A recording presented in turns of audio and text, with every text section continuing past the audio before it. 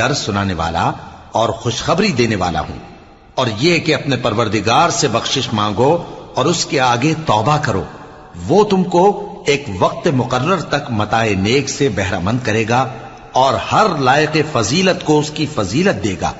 اور اگر روگردانی کرو گے تو مجھے تمہارے بارے میں قیامت کے بڑے دن کے عذاب کا ڈر ہے۔ تم سب کو اللہ کی طرف لوٹ کر جانا ہے اور وہ ہر چیز پر قادر ہے۔ دیکھو یہ اپنے سینوں کو دوہرا کرتے ہیں تاکہ اللہ سے چھپ جائیں۔ سن رکھو جس وقت یہ اپنے کپڑوں میں لپٹ رہے ہوتے ہیں تب بھی وہ ان کی چھپی اور کھلی باتوں کو جانتا ہے۔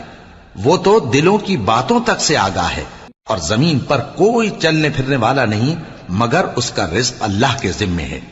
وہ اس کے رہنے کی جگہ کو بھی جانتا ہے اور جہاں سونپا جاتا ہے اسے بھی۔ یہ سب کچھ کتاب روشن میں لکھا ہوا ہے، اور وہی تو ہے جس نے آسمان